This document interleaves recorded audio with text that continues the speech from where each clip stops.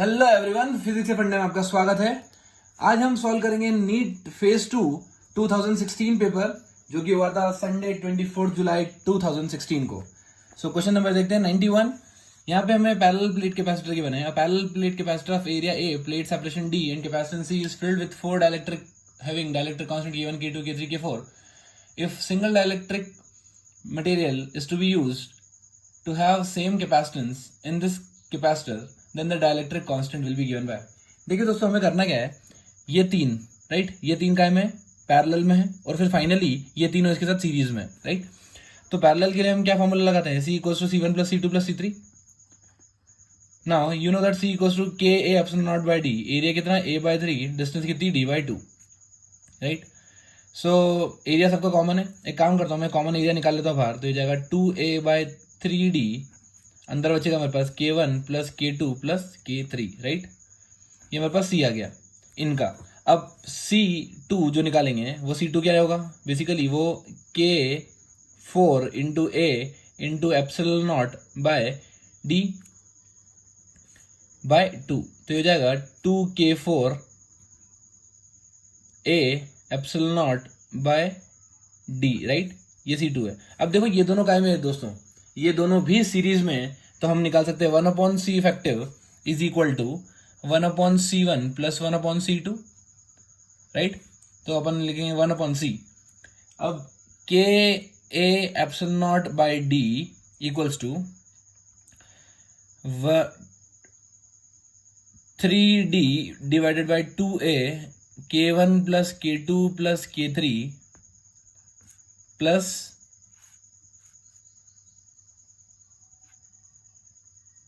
K, ये लिखेंगे C2 की वैल्यू क्या है, K4 A epsilon naught by D by 2, तो ये ऊपर 2 आ जाएगा राइट।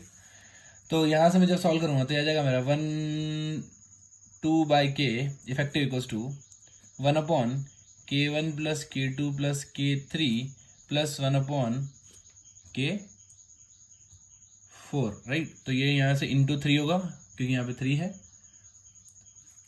1/K4 right. अब इसको करने का आसान तरीका क्या है, एक काम करो method 2, K1 equal to K2 equal to K3 equal to K4 equal to K put कर दो, तो आपको ऑप्शन नंबर 1 मैच हो जाएगा राइट। ये इजी तरीका है, आपको इतना सॉल्व करने की जरूरत नहीं है। क्वेश्चन नंबर 92 देखते हैं। क्वेश्चन नंबर 92 में क्या गिवन है, पोटेंशियल डिफरेंस निकालना है। देखिए दोस्तों, पोटेंशियल डिफरेंस कैसे निकालते हैं हम, जब भी अलोंग द करंट जाते हैं, along the current potential decrease होता है। क्यों, क्योंकि potential current always flow from higher potential to lower potential. उन्होंने बोला है कि करंट की वैल्यू है 2 एम्पियर, ठीक है। तो यहां से स्टार्ट करते हैं, तो VA प्लस से गए माइनस 2 इंटू 2, फिर ये कितना है 3 वोल्ट, प्लस से गए माइनस -3, फिर प्लस से गए minus 2 into 1 equal to VB पहुंच गए। तो हमारा VA माइनस VB की वैल्यू आ जाएगी 9, ठीक है। क्वेश्चन नंबर 93 क्या गिवन है, क्वेश्चन नंबर 93 में a filament bulb 50 watt 100 volt is to be used with 230 volt main supply. देखो ये 230 सप्लाई लगा रहे हैं, लेकिन ये बेचारा कितना झेल सकता है, मैक्सिमम वोल्टेज झेल सकता है 100। तो मैं यहाँ बल्ब लगा देता हूँ, ये रेजिस्टेंस मान लेता हूँ, और मैंने एक रेजिस्टेंस और लगा दिया। When resistance capital R is connected in series it works perfectly with the bulb. तो जब सीरीज लगाया, सीरीज में बेसिकली ध्यान से देखो, अगर ये 100 वॉट झेलेगा और टोटल मुझे कितना लगाना है 230 लगाना है राइट। इसका मतलब ये पैरेलल में कितना होना चाहिए, कम से कम 130 होना चाहिए, तभी ये चल पाएगा, अदरवाइज फ्यूज हो जाएगा राइट। चलिए, तो यहाँ पे हम सबसे पहले 500 वॉट गिवन है हमें, हम करंट निकाल लेते हैं। तो करंट कैसे निकालेंगे, current equals to power by potential. Power by potential कितना हो गया 5। अब करंट कितनी आ गई 5। अगर करंट 5 आ गई, वोल्टेज पता है, तो क्या दोस्तों आर की वैल्यू निकल जाएगी, V is equals to I into R. V कितना है 130 वोल्ट, I कितना है 5, आर की वैल्यू आपकी आ चुकी है 26 ओम। देखते हैं question number 94। A long wire carrying steady current is bent into a circular loop of 1 turn. The magnetic field at center of loop is B. It is then bent into circular coil of n turns. The magnetic field at the center of the coil will be. देखिए क्या दिया है हमने, एक coil है जिसका centre पे magnetic field है B. आपको B का फॉर्मूला पता है, mu naught by 2 I by R, right. अब उन्होंने क्या किया, इसी को n टर्न्स में डिवाइड कर दिया, मतलब n टर्न n लूप्स बना दिए. तो सबसे पहले मैं इसकी रेडियस निकालता हूँ. रेडियस कैसे निकालेंगे, अगर लेंथ इसकी L है तो इसकी लेंथ 2 पाई R के बराबर होगी, राइट. तो और यही n times 2 into pi into small r होगा, करेक्ट. तो रेडियस कितना हो गया दोस्तों, मेरा रेडियस हो गया r बाय n, करेक्ट. अब एक टर्न के लिए mu naught by 2 I by R होता है, तो n टर्न्स के लिए डायरेक्ट में निकालता हूँ b dash equals to mu naught into n into I by R, ठीक है. अब r को मैं कैपिटल R के टर्म्स में लिखूंगा तो ये हो जाएगा r by n square, right, by 2R. हाँ, तो यहाँ पे b डैश की वैल्यू कितनी आ गई दोस्तों, b डैश की वैल्यू आ गई है मेरी n square times b, n into n square आ गया, right. Question number 95. Question number 95 में देखते हैं. A bar magnet is hung by a thin cotton thread in a uniform horizontal magnetic field is in equilibrium state. The energy required to rotate by 60 degree इज W. देखो सबसे पहले जो mean position पे रहता है वो 90 डिग्री पे होता है, राइट. मतलब अगर मैं यहां से इधर ऐसे लूं, राइट, तो उसको मीन पोजीशन यहां रखते हैं 0 डिग्री, राइट.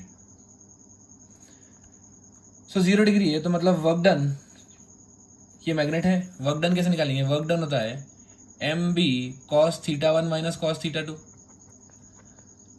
अगर इनिशियल पोजीशन मेरी 0 डिग्री है मतलब cos 0 1 हो गया, 1 माइनस cos कितना डिग्री घुमाया 60, cos 60 होता है दोस्तों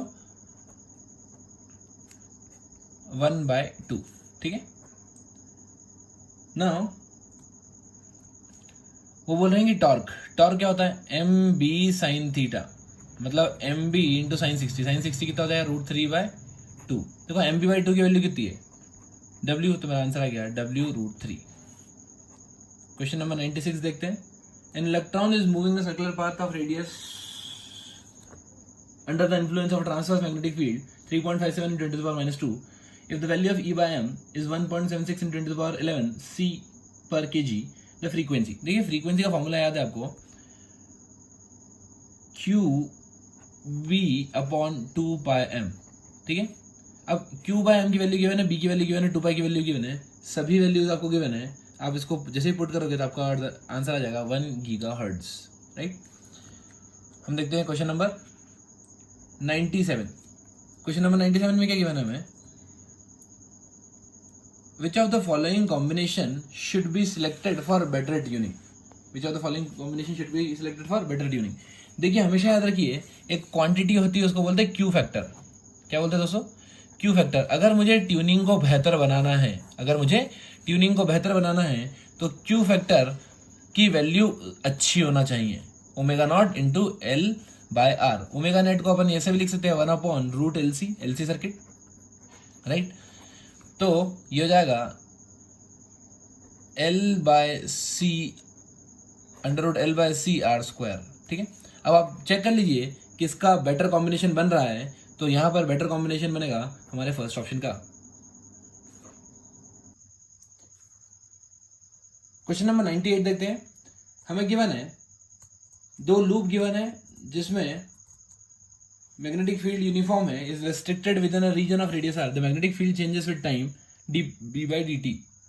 loop 1 of radius capital R greater than r encloses the region small r and loop 2 of radius r outside the region of the magnetic field as shown in the figure. देखिए दोस्तों आपको एक चीज अच्छे से पता होना चाहिए कि मान लीजिए अगर मैग्नेटिक फील्ड इधर है, ठीक है, तो जब मैं फ्लक्स लिखता हूँ, फ्लक्स B इंटू A, ये वही एरिया लेता हूं जिसमें मैग्नेटिक फील्ड प्रेजेंट है. मान लो मुझे फ्लक्स थ्रू कैपिटल वाला सर्कल देखना है, ठीक है, लेकिन मैं एरिया मैग्नेटिक फील्ड से छोटे में प्रेजेंट है तो मैं एरिया छोटे का ही यूज करूंगा. भले मुझे मैग्नेटिक फील्ड बड़े सर्कल के लिए लिखना है, उससे कोई फर्क नहीं पड़ता. तो जब एरिया आएगा तो कितना आएगा, वो B into small r square. अब मैं इसको -d∅/dt कर दूंगा तो ये हो जाएगा minus B by D T into pi R square. ये हो गया मेरा flux through the first one. अब दूसरे वाले में तो कोई मैग्नेटिक फील्ड ही नहीं है, तो सेकंड केस में तो होगा 0। क्वेश्चन नंबर 99 देखते हैं। क्वेश्चन नंबर 99 में क्या गिवन है दोस्तों, the potential difference across the resistance, capacitance, inductance 80, 40, 100 in LCR circuit, the power factor. देखो दोस्तों, आपको पता है पावर फैक्टर होता है cos फाई होता है r बाय जेड। लेकिन यहाँ पर दुख की बात यह है कि ना तो मुझे r गिवन है ना मुझे z गिवन है। तो हम चलते हैं बेसिक डायग्राम से। हमें पता है कि x डायरेक्शन में अगर मैं रेजिस्टेंस बनाऊं, रेजिस्टेंस का वोल्टेज कितना गिवन है दोस्तों, हमें रेजिस्टेंस का वोल्टेज गिवन है 80। ऊपर के डायरेक्शन में होता है हमारा इंडक्टर, तो इंडक्टर का गिवन है 100, और नीचे के डायरेक्शन में होता है हमारा कैपेसिटर। तो यहाँ पे अगर मैं रिजल्टेंट निकाल के देखूंगा तो ये हो जाएगा 100 माइनस 40, तो मतलब 60 ऊपर है। अब यहाँ पर रिजल्टेंट निकालेंगे दोस्तों, आपको दिखेगा कि ये दोनों का रिजल्टेंट बना 60 और 80 का, मतलब जो नेट वोल्टेज आया वो 10 आया है, और ये जो एंगल होता है ये होता है फाई। अब देखिए दोस्तों ध्यान से, अगर मैं यहाँ से 10 फाई की वैल्यू निकालता हूँ तो 10 फाई की वैल्यू होती है perpendicular by base 60 by 80, right. इसका मतलब 3/4, 10 थीटा आ गया मेरा 3/4। अगर 10 थीटा मेरा 3/4 आ चुका है, इसका मतलब cos फाई भी निकाल सकते हैं दोस्तों आप। cos फाई की वैल्यू आ जाएगी 4/5, ठीक है, मतलब लगभग 0.8, ठीक है। Question number 100, 100 ohm resistance and capacitance of 100 ohm reactance are connected in series across 220 volt source. When the capacitor is 50% charged, the peak value of the displacement current। देखो दोस्तों, पीक वैल्यू ऑफ करंट पूछी है, उससे हमें कोई फर्क नहीं पड़ता कि चार्ज 10% है, 0% है, 50% है, कितना ही परसेंट है। अगर हमने पीक करंट पूछी है तो हम निकालेंगे displacement current maximum equal to conduction current maximum equal to potential divided by net reactance. Potential कितना है दोस्तों, पोटेंशियल है 220, नेट रिएक्टेंस आएगा मेरा √r² plus XL minus XC the whole square. लेकिन यहाँ पर सिर्फ 100 गिवन है दोनों, तो मेरा आ जाएगा 220 डिवाइडेड बाय 100√10√2। तो आप कैंसिल कर देंगे इसको, तो मेरा आंसर आएगा 2.2 एम्पियर। देखते हैं question number 101, two identical glass equi convex lenses of focal length f each are kept in contact. The space between the two lenses is filled with water. Mu 4/3 the focal length of the combination. देखो दोस्तों, इस तरह के question कभी भी आए तो हमें क्या करना है, उनको पहले तो ब्रेक करना है अलग अलग, ठीक है, अलग अलग ब्रेक करना है।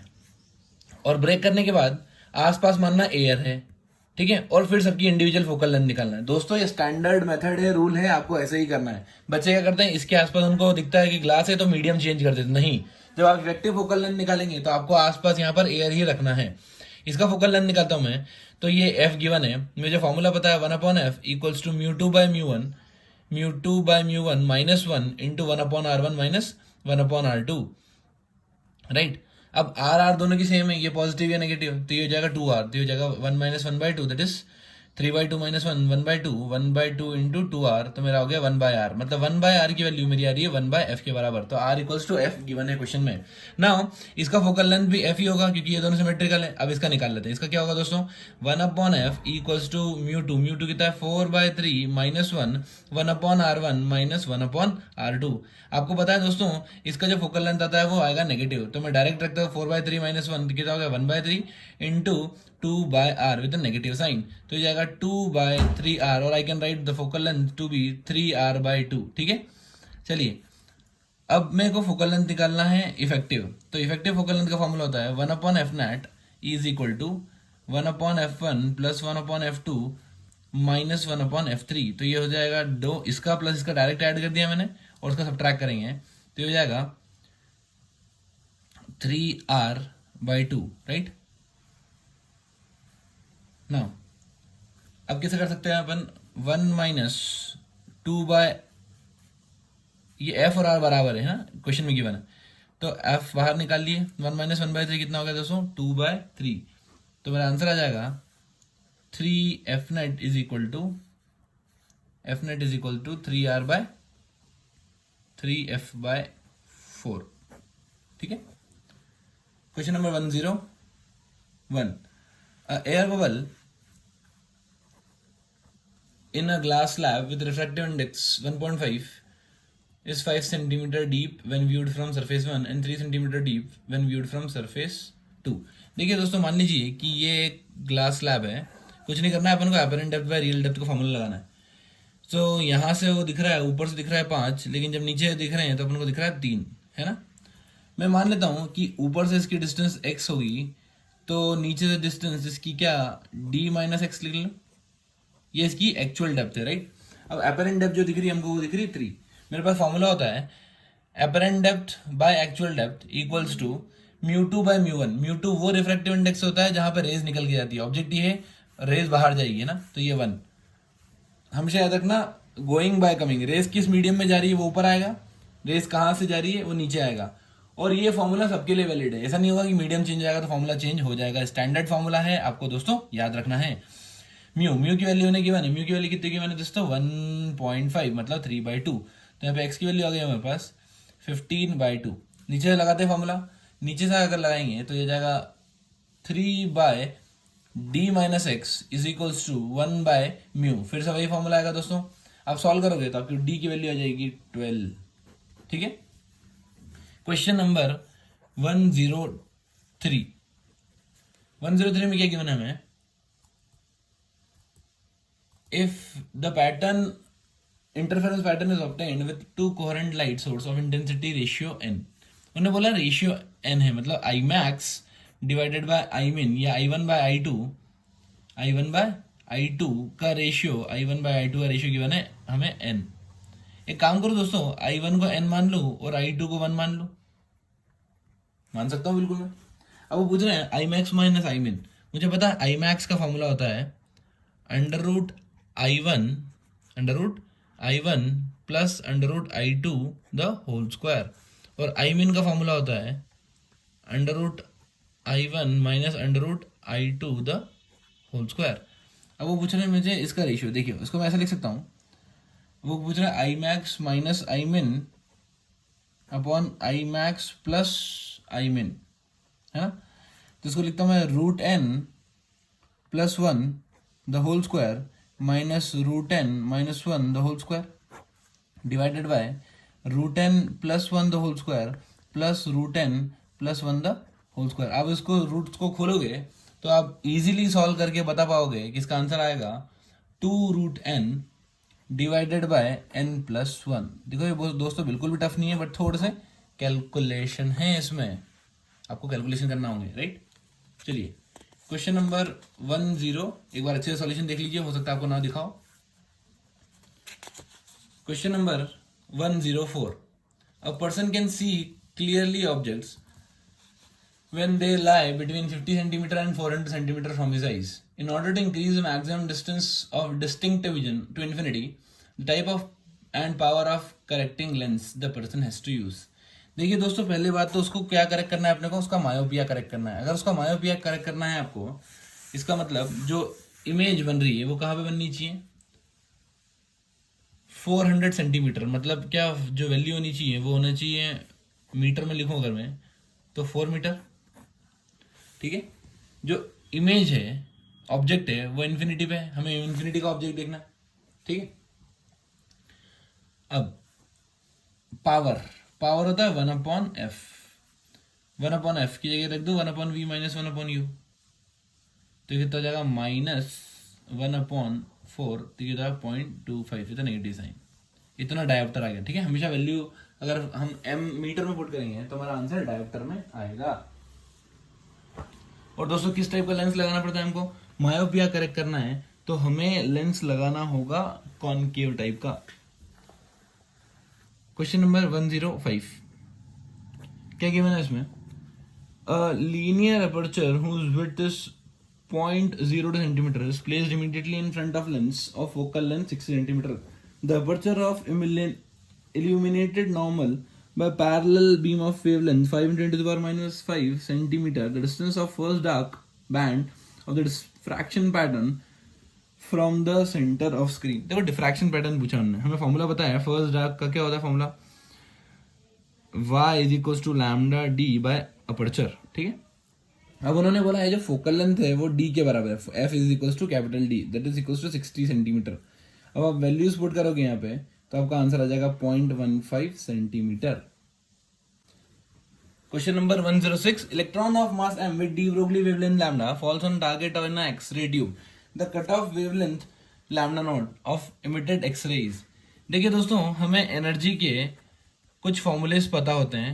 एनर्जी होता है हमारा एच सी बाय लैम्डा। मान लीजिए कि ये जो लैम्डा है हमारी, ये हमारी कट ऑफ वेवलेंथ वाली है, तो ये हो जाएगा H C by energy, right. Now by de Broglie wavelength we can write lambda equals to H upon P. Lambda is equals to H upon P.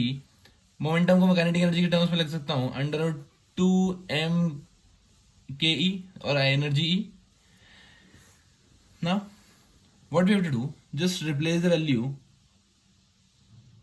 of E। तो E यहां से निकाल के मैं रखूंगा तो कितना हो जाएगा दोस्तों, E हो जाएगा मेरा H square by lambda square into 2m। यहां पुट कर दीजिए तो मेरा आंसर आएगा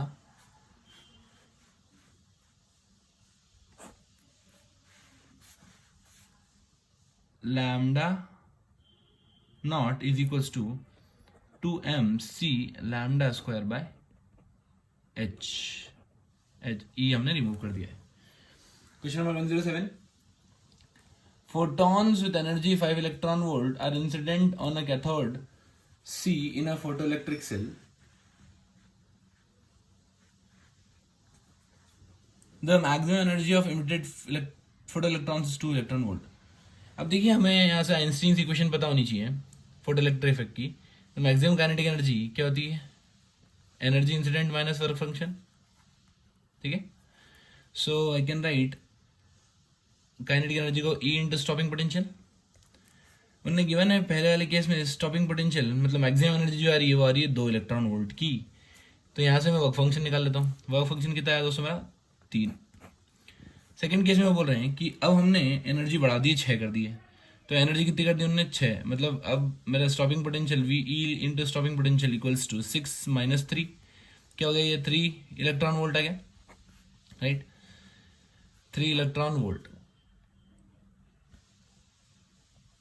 3 इलेक्ट्रॉन वोल्ट, राइट। नाउ वो बोल रहे हैं कि if the stopping potential no photo electron should reach. अभी इलेक्ट्रॉन नहीं रीच करना चाहिए, राइट। इलेक्ट्रॉन ऑपोजिट फेज पे नहीं रीच करना चाहिए। अगर नहीं रीच करना चाहिए तो मुझे जो पोटेंशियल चाहिए होगा वो होगा इसका ऑपोजिट, ताकि जो उसको जीरो कर दे। मतलब 3 इलेक्ट्रॉन वोल्ट का मुझे पोटेंशियल चाहिए होगा। अगर इसको पोटेंशियल क्या रोक दिया तो मेरा इलेक्ट्रॉन ऑपोजिट फेज पे रीच नहीं कर पाएगा। Question number 108, an electron of in an hydrogen atom jumps from third to second orbit, it emits photon of wavelength lambda. When it jumps from fourth to third, the corresponding wavelength will be. देखिए दोस्तों, हमें formula लगाना पड़ेगा, या तो आप Rydberg's constant वाला लगा लो या एनर्जी वाला लगा लो, एक ही बात है ना। So 1 by lambda is equals to Rydberg's constant into Z square. पहले वाले केस में 1/2 स्क्वायर माइनस 1/3 स्क्वायर। सेकेंड वाले केस में 1 लैम्डा न्यू जो हमें निकालना है, Rydberg's constant into Z square 1/3 square minus 1/4 square. बस दोस्तों आप कैलकुलेशन कर लीजिए तो आ जाएगा मेरा lambda dash equals to 20 lambda by 7। Question number 109 देखते हैं। The half life of a radioactive substance is 30 minutes. The time taken between 40% decay to 85% decay of the same radioactive substances. देखिए दोस्तों, इस तरह के question काफ़ी examinations में पूछे जाते हैं। नीट के एग्जामिनेशंस में तो बार बार पूछे जाते हैं। हमें हाफ लाइफ निकालना होता है, लेकिन हम जब यूज़ करते हैं सबसे पहले तो हमें नंबर ऑफ अनडिकेड पार्टिकल चाहिए होते हैं दोस्तों, डिकेड नहीं, अनडिकेड। वो क्या बोल रहे हैं कि जब 40% डिके हो चुका है, मतलब कितना परसेंट बचा होगा, 60% अनडिके होगा। दोस्तों ये आपको समझ में आता है, 60% अभी भी कितना है, अनडिकेड है। अब 60% अनडिकेड है और वो पूछ रहे हैं 85% डिकेड। 85% डिकेड मतलब अनडिकेड कितना होगा उस समय, 15%, ठीक है। अब एक हाफ लाइफ में क्या होता है, 60% का 30% हो जाता है और 30% का 50% बचता है।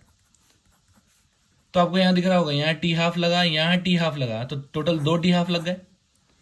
तो मेरा आंसर आ गया 2 into T half, that is 2 into 30 minutes, 60 minutes is the answer. आपकी अप्रोच अगर ऐसी होगी तो आप इजीली सॉल्व कर पाओगे, वरना आपको फॉर्मूला भी लगा सकते हो, n equals to N naught E to the power minus lambda T. Question number 110 देखते हैं। For common emitter transistor amplifier, the audio signal voltage across the corrector resistance is 2 kilo ohm is 4 volt. If the current application factor of the transistor is 100 and base resistance is 1 kilo ohm, the input signal voltage is। देखो current amplification factor given है हमको, क्या given है, beta, beta होता है 100। अब जो voltage gain होता है वो होता है output voltage divided by input voltage. क्या मैं इसको लिख दूं, current gain into output resistance divided by input resistance. So मेरा गेन कितना है, गेन है मेरा 100, आउटपुट वोल्टेज 4 है, इनपुट वोल्टेज पता नहीं, निकालना है। So is equal to beta into output resistance 2 kilo और बाहर वाला 1 किलो। तो यहाँ सब कैंसिल हो जाएगा, ये 2 कैंसिल हो जाएगा, कितना आएगा मेरे दोस्तों आंसर 2/100।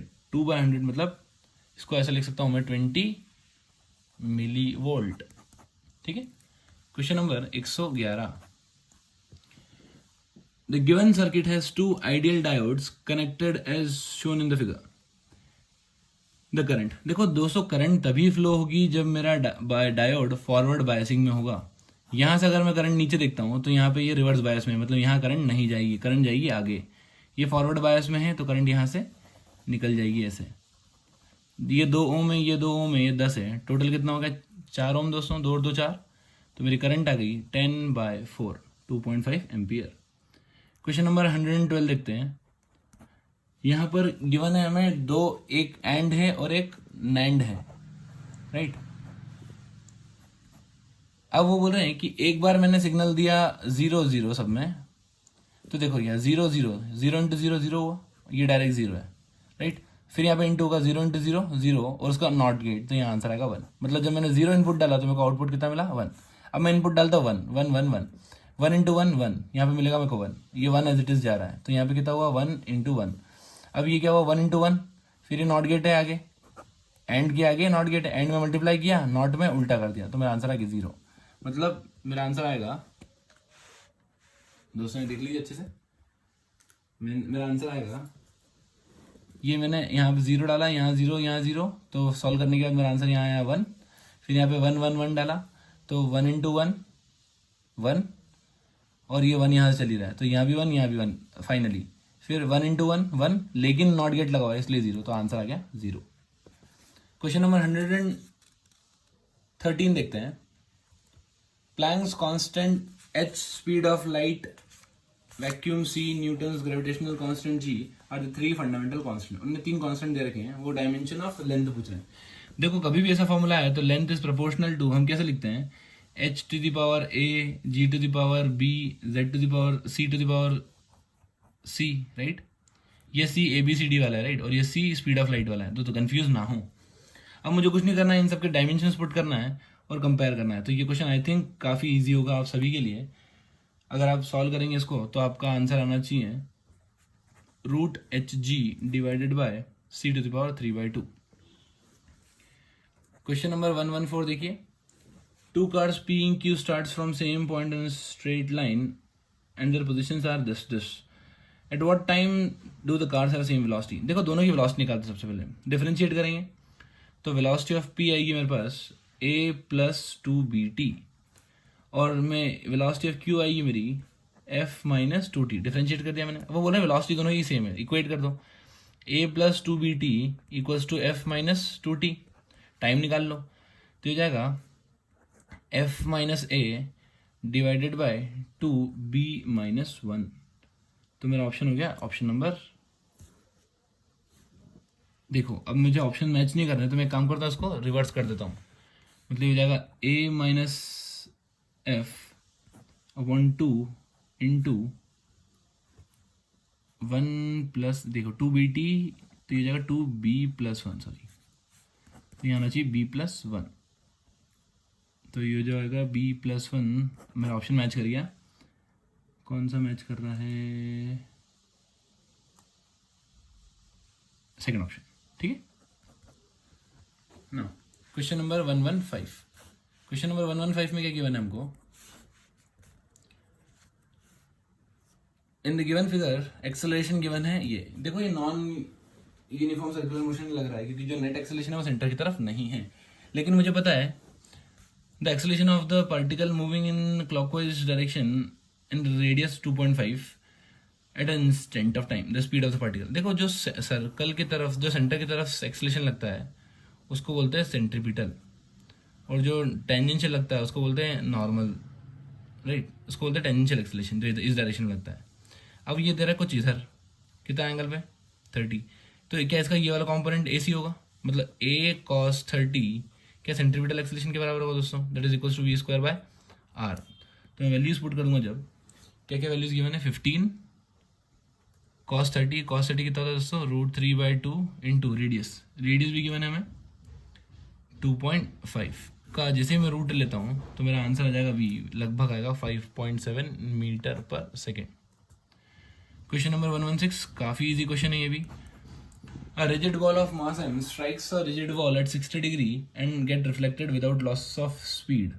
स्पीड का कुछ भी लॉस नहीं हुआ है और एंगल भी सेम है।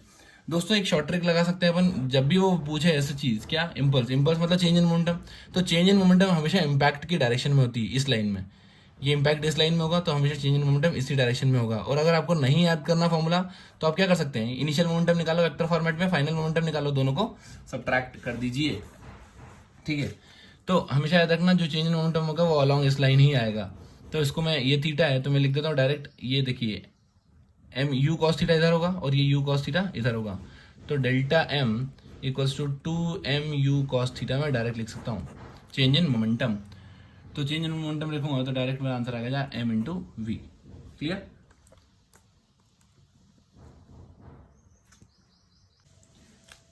Question number 117. A bullet of mass 10 kg moving horizontally with speed 400 meter per second strikes a wooden block of mass 2 kg which is suspended by a light inextensible string of length 5 meter. As a result, the center of gravity of the block is found to rise a vertical distance of 10 centimeter. The bullet speed after it emerges out. देखिए एक bullet यहाँ पे strike की इसको, right, और मान लीजिए ये इतना हाइट ऊपर चला गया। उन्होंने एक चीज गिवन है कि ये मैक्सिमम हाइट नहीं गया है, मतलब ये स्टॉप नहीं हुआ होगा, इसकी कुछ ना कुछ स्पीड होगी, तो मैं मान लेता हूँ उसकी फाइनल स्पीड v1 है, राइट। अब पूछ रहे हैं कि जब बुलेट यहाँ से बाहर आ गई तो उसकी स्पीड कितनी होगी, राइट, उसकी स्पीड में हमें मान लीजिए v2 है, ठीक। चलिए इनिशियली ब्लॉक रेस्ट पे है और इसकी स्पीड 400 मीटर पर सेकेंड है, ये भी गिवन है, राइट। सबसे पहले हम लगाते हैं मोमेंटम कंजर्वेशन। हम मोमेंटम कंजर्वेशन लगाते हैं तो initial momentum equals to final momentum. So initial momentum is nothing, it is mass, that is 10/1000 ग्राम में गिवन है, into 400 equals to 2 into v1, ठीक है। ब्लॉक की वेलोसिटी मैंने मान ली v1 प्लस 10/1000 इंटू v2, ये है मेरी बुलेट की वेलोसिटी। अब मैं लगाऊंगा एनर्जी कंजर्वेशन। एनर्जी कंजर्वेशन बोलते हैं कि initial energy equals to final energy. Final energy दोस्तों तीन चीज की होगी, 1, 2 और जो तीसरी होगी वो होगी हमारी पोटेंशियल एनर्जी, क्योंकि राइज इन पोटेंशियल एनर्जी है, राइट। तो हम लगाते हैं काइनेटिक एनर्जी। काइनेटिक एनर्जी लगाएंगे तो half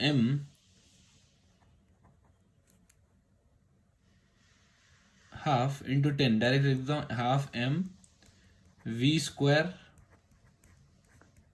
is equals to mgh पर change in potential energy 2 into g into h plus half into mass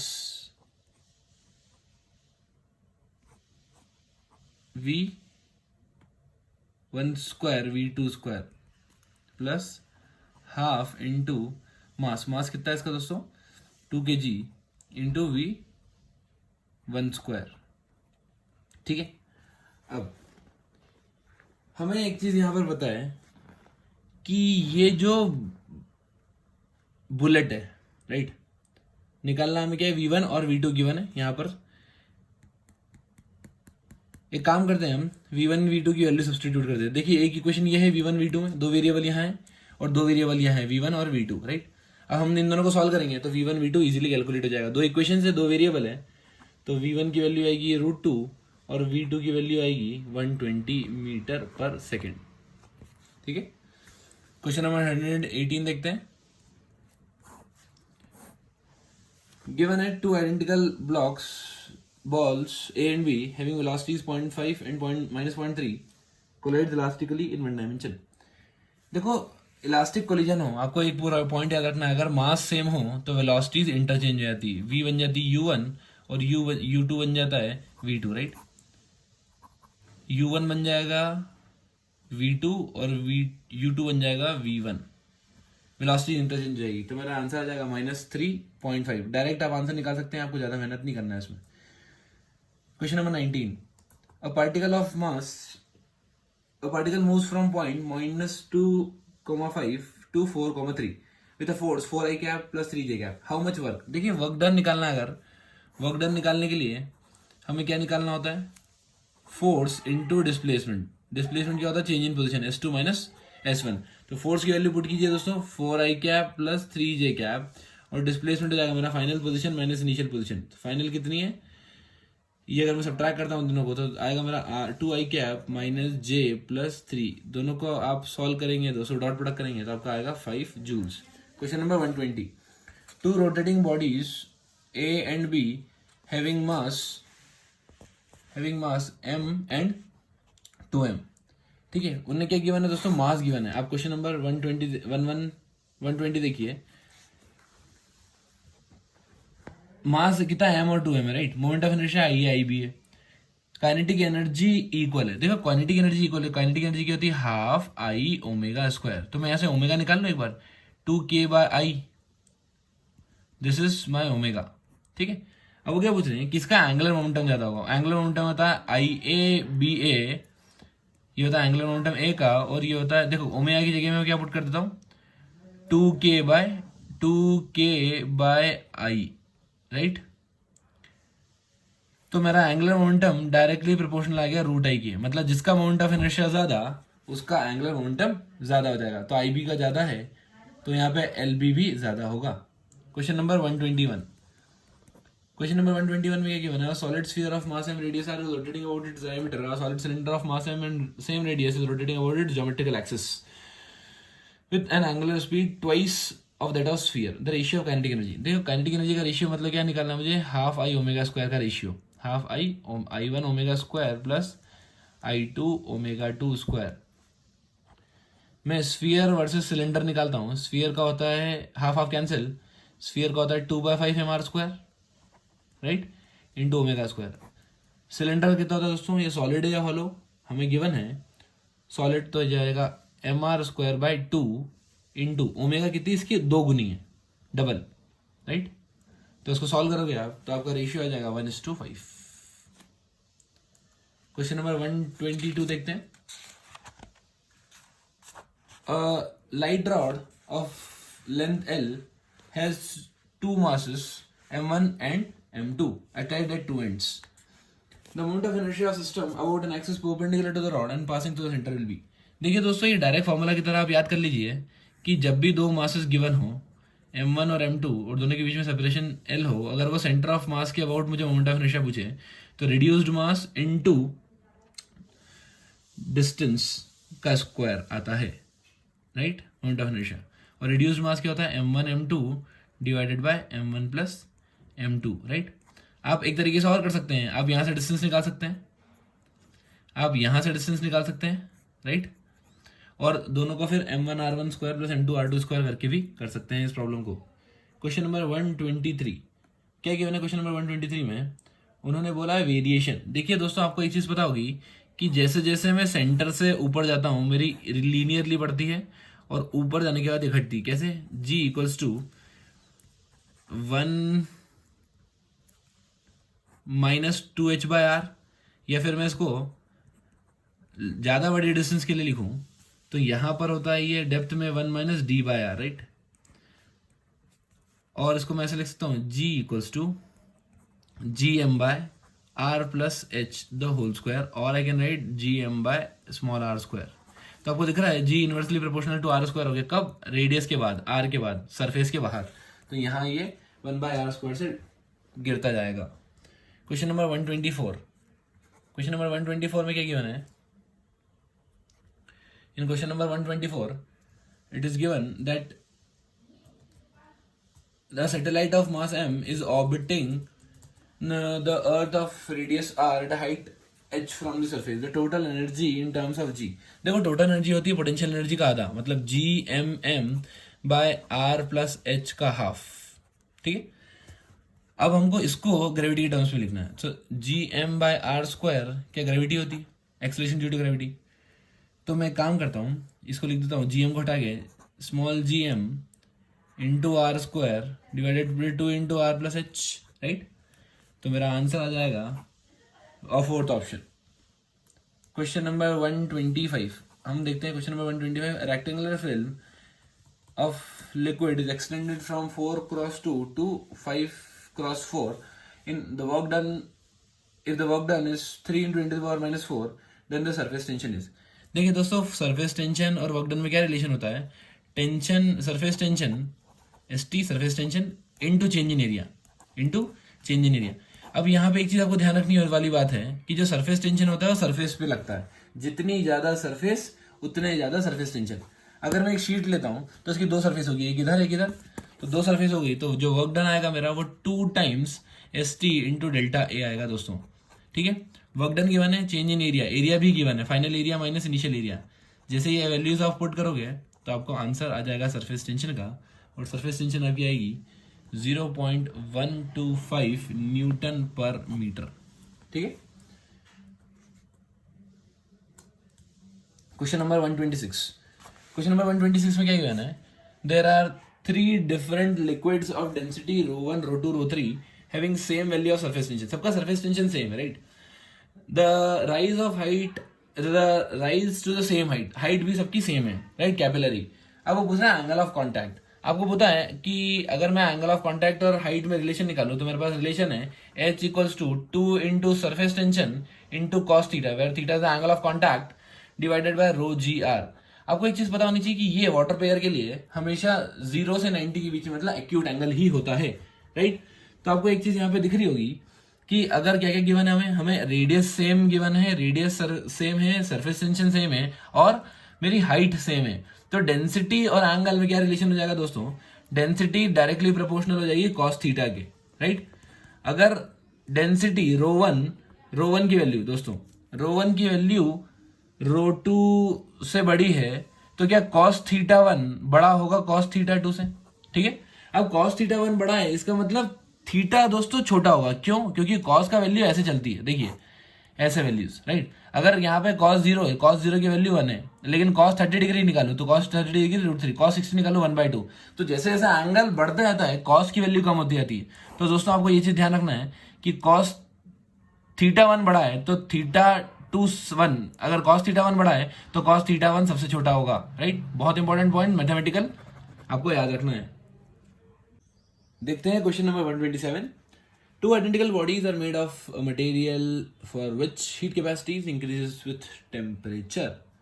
One of these is at 100 degree while the other one is at 0 degree.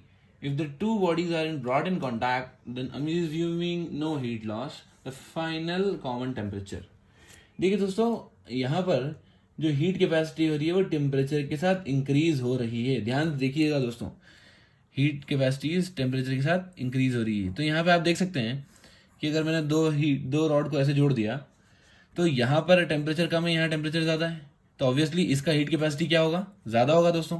ठीक है, अच्छा तो हम थोड़ा common sense लगाएं तो यहाँ 100, यहाँ 0, तो यहाँ 15 ही होगा क्योंकि ये इसकी हीट कैपेसिटी ज़्यादा और इसकी हीट कैपेसिटी कम है, तो यहाँ पे मोर देन 50 होगा. लेकिन हम इसको मैथमेटिकली निकाल के देखेंगे. हम मान लेते हैं कि लॉ ऑफ थर्मोमेट्री लगाएं, प्रिंसिपल ऑफ कैलोरीमेट्री. तो हीट लॉस हमेशा हीट गेन के बराबर होता है. हीट लॉस कौन करेगा, जो हायर मटेरियल है, हायर टेम्परेचर पे. मैंने मान लिया ms इंटू डेल्टा थीटा, तो जाएगा 100 माइनस थीटा मान लो उसको, राइट. फिर ये हो जाएगा heat capacity into theta minus 0, right. ना हम इसको थीटा और टेम्परेचर को लिख सकते हैं 100 upon SH upon SH plus SC, right. अब आप इसको देख सकते हैं कि ये जो SH है, राइट, या मैं रेशियो ले लेता हूँ, चलो तो और इजी हो जाएगा आपके लिए। तो ये जाएगा 1 plus S C upon S H. मैंने क्या किया, एस एच कॉमन निकाल के डिवाइड कर दिया। अब आपको दिख रहा होगा कि ये जो क्वांटिटी है, ये क्वांटिटी हमेशा 1 से छोटी होगी बड़ी दोस्तों, बताओ। S C upon S H हमेशा, ये कोल्ड है तो ये छोटी होने वाली है। अगर ये छोटी है इसका मतलब दोस्तों 1 plus S C upon S H हमेशा 2 से छोटा होगा। दोनों तरफ 1 1 ऐड कर दिया मैंने। अगर ये चीज़ 2 से छोटी है इसका मतलब समथिंग लेस देन 2, अगर ये 2 होता तो 50 होता। 2 से लेस है मतलब मान लो 1.5 है, तो ये हमेशा 100 से ज़्यादा मतलब 50 से ज़्यादा ही होगा। ये चीज़ हमारी कंफर्म हो गई, मोर देन 50। क्वेश्चन नंबर 128 देखते हैं। A body cools from temperature 3T to 2T in 10 minutes. The room temperature is T, assuming Newton's law of cooling. The next temperature of the body at the end of the 10 minute. देखो दोस्तों क्या होता है ना, Newton law of cooling में हमेशा याद रखना, final temperature minus initial temperature divided by time, इसको बोलते हैं रेट ऑफ कूलिंग। ये प्रोपोर्शनल होती है किसके, एवरेज टेम्परेचर पे। Initial temperature plus final temperature divided by 2 minus room temperature. अब मुझे क्या है, ये प्रोपोर्शनल है तो मैं अगर रेशियो लेता हूँ दो क्वांटिटी का तो मेरे लिए क्वेश्चन ईजी हो जाता है। चलिए, वो बोल रहे हैं पहले बॉडी गई 3 to 2 से 2T, फिर 2T से कुछ टेम्परेचर में मान लेता हूँ NT गई, ठीक है। N क्या होगा, एक नंबर होगा, कुछ भी हो सकता है वो 1 से लेके 2 के बीच में ना। इसमें 10 मिनट्स लगे, ये बोल रहे हैं इसमें भी 10 मिनट्स लगे, तो हम रेशियो लेते हैं 3T minus 2T divided by 10 divided by 2T minus NT divided by 10 equals to 3T plus 2T bye 2 minus T, room temperature T given है, ये हो जाएगा 2T plus NT by 2 minus T। जब आप इसको दोस्तों सॉल्व करोगे तो आपका डायरेक्ट आंसर आ जाएगा N इक्वल टू 3/2। तो हमारा टेम्परेचर हो गया 3/2T, ठीक है। क्वेश्चन नंबर 129 क्या गिवन है, 1 mole of ideal monoatomic gas undergoes process described by PV to the power cube equals to constant. देखिए दोस्तों, अगर मुझे हीट कैपेसिटी निकालना हो, तो फॉर्मूला आप रट लीजिए, CV upon 1 plus 1 R upon 1 minus x. और x क्या है, वो जो पावर इंडेक्स दे रखा हो PV to the power something, जैसे गामा हो तो यहाँ गामा भी पुट कर सकते हैं। x की वैल्यू 3 है तो ये जाएगा मेरा CV कितना होता है दोस्तों, 3/2R plus R into 1 minus 3। आप इसको सॉल्व करेंगे तो जाएगा मेरा R/1,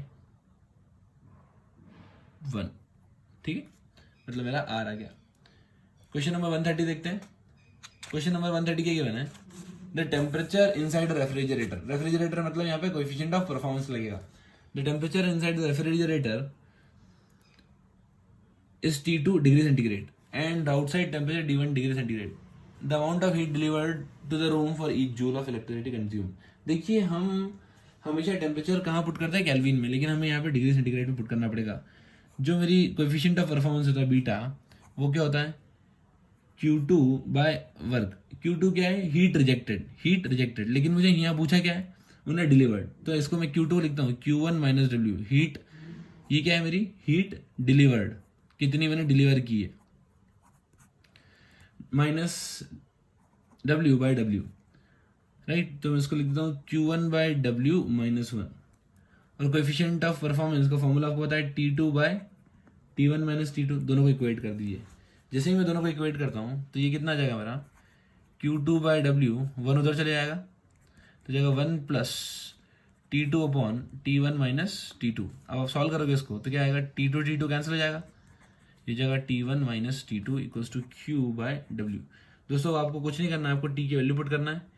तो यहाँ पर T की जगह मैं रख रहा हूँ T1 प्लस 273, यहाँ पे रखूंगा मैं T1 plus 273 minus T2 plus 273 cancel हो जाएगा, आपका आंसर इजीली आ जाएगा। क्वेश्चन नंबर 131 देखते हैं। A given sample of an ideal gas occupies a volume V at pressure P and absolute temperature T. The mass of each volume molecule of gas is M. Which of the following gives the density of the gas? देखिए दोस्तों, density कैसे निकालते हैं हमें पता है, P equals to PV equals to NRT, N को लिखता हूँ mass of the gas divided by molecular weight RT। अब देखिए P by mass by volume क्या होता है, डेंसिटी, तो ये जगह RT by molecular weight, M capital M लिख देता हूँ मोलिकुलर वेट को, है ना। R क्या होता है, Na इंटू KV, और R इक्वल्स टू ना कभी, याद रखना दोस्तों, ऐसा तरीका है याद रखने का, ठीक है। तो हमारा आंसर आ गया fourth option. Question number 132. A body of mass m is attached to the lower end of a spring whose upper end is fixed. The spring has negligible mass. When the mass m is slightly pulled down and released, it oscillates with time period 3 seconds. When mass m is increased by 1 kg, the time period becomes 5 seconds. The value of m is. देखो time period हमेशा fix होता है system का 2 pi under root M by K. पहले कितना था 3 second, right, 2 pi under root M by K. अब उनने मास को m से 1 kg से बढ़ा दिया, तो जगह m प्लस 1 बाई के। अब 5 सेकेंड हो गया मास। अब हम क्या लेंगे, इसका रेशियो ले लेंगे। जैसे ही हम इसका रेशियो लेते हैं, रेशियो लेके स्क्वायर कर देंगे, तो ये हो जाएगा 9/25 equals to m by m plus 1। तो आपकी नई m की वैल्यू आ जाएगी दोस्तों 9/16, राइट। क्वेश्चन नंबर 132 में क्या गिवन है, 133। The second overtone of an open organ pipe has same frequency as the first overtone of closed organ pipe, L meter long, the length of the pipe. देखो second overtone जब हम निकालते हैं, second overtone open organ pipe मतलब third harmonic मतलब जो 3 lambda by 2 होना चाहिए L के बराबर, राइट। सो हमारा लैम्डा कितना हो गया 2L/3। जब हम क्लोज ऑर्गन पाइप की बात करते हैं तो उसमें थर्ड हार्मोनिक का मतलब होता है 3 लैम्डा बाई 4, करेक्ट। 3 टाइम्स ये लैम्डा बाई 4 का मल्टीपल चलता है और ये लैम्डा बाई 2 का क्लोज्ड में। इसको एलो कर दो, ये ओपन हो जाएगा, तो हो जाएगा लैम्डा कितना हो गया मेरे यहाँ पे 4L/3, राइट। तो अब बोल रहे ये दोनों बराबर है, ये दोनों बराबर होंगे, इसका मतलब LO कितना आएगा मेरा 2L के बराबर, ठीक है। Question number 134। 3 sound waves of equal amplitude have frequency n-1, n and n+1. They superimpose to give beats. The number of beats produced per second will be. देखो बहुत अच्छा क्वेश्चन है दोस्तों। बीट्स क्या होता है, फ्रीक्वेंसी डिफरेंस। मान लीजिए ये n-1 n+1, राइट। इन दोनों के बीच में फ्रीक्वेंसी डिफरेंस 1 का है, इन दोनों के बीच में फ्रीक्वेंसी डिफरेंस 1 है और इनके बीच में फ्रीक्वेंसी डिफरेंस 2 है, राइट। अब हम क्या करते हैं, 1 सेकेंड में हम 1 और 2 को इक्वल डिविजन्स बना लेते हैं, ठीक है। 1 सेकेंड में हमें क्या सुनाई देगा, यहाँ पे 1 सुनाई देगा, यहाँ पे 1 बीट, यहाँ पे 2 बीट सुनाई देगी। तो ये 1/1 हो गया पहला वाला, 1 सेकेंड में ब्रेक कर रहा हूँ मैं। दूसरा वाला 1/1, इसको 2, यहाँ पे 2 सुनाई दे रही है, तो इसको मैं 1/1 और 2/2 कर दूँ, हाफ, है ना। क्या हो रहा है मेरे को, यहाँ पर 1 सेकेंड में 2 बीट सुनाई दे रही है दोस्तों, 1 सेकेंड में 2 बीट। तो मैं पहली बीट आधे सेकेंड में, दूसरी बीट दूसरे सेकेंड में, मतलब फुल सेकेंड में। तो आपको ये दिख रहा होगा, ये 1/1 आ गया, ये 1/1 आ गया, ये 1/2 आ गया और ये 1/1 आ गया। आपको ये 3 दिख रहा है, ये 3 कॉमन है। अगर ये 3 कॉमन है तो मुझे डिफरेंट बीट्स कितनी मिलेगी, एक ये मिलेगी और एक ये तीनों की कॉमन मिलेगी, तो टोटल नंबर ऑफ बीट्स मिलेगी 2। बहुत इंपॉर्टेंट क्वेश्चन है, लॉजिकल कंसेप्चुअल, बड़ा मजा आएगा करने में आपको। Question number 135। An electric dipole is placed at an angle of 30 degree with the electric field intensity 2 × 10⁵. It experience the torque of 4 Newton. The charge on dipole. देखो आपको torque का फॉर्मूला पता है, P × E, P × E × sin theta. P कितना होता है दोस्तों 2QL, 2 × Q × L, right. Now या मैं ऐसे भी लिख सकता हूँ, अगर डिस्टेंस उन्होंने डायरेक्ट L दे रखी है तो ये 2 × L क्या होता है दोस्तों, डिस्टेंस ही होता है। तो यहाँ पे हमको डायरेक्ट डिस्टेंस गिवन है तो हम Q × L यूज़ करेंगे। ये भी अच्छा पॉइंट है। हमेशा क्या लेते हैं अपन, डिस्टेंस 2A लेते हैं, लेकिन यहाँ पर डिस्टेंस हमें डायरेक्ट गिवन है। तो यहाँ पर टॉर्क हो जाएगा 4, चार्ज निकालना है 2 × 10⁵ इंटेंसिटी है और साइन 30 डिग्री है और लेंथ भी गिवन होगी शायद 2 सेंटीमीटर। तो ये हो जाएगा 2 × 10⁻²। अब सॉल्व करेंगे तो आएगा 2 माइक्रोकूलम। आई होप आपने कुछ सीखा होगा guys. That's all for this session. Thank you.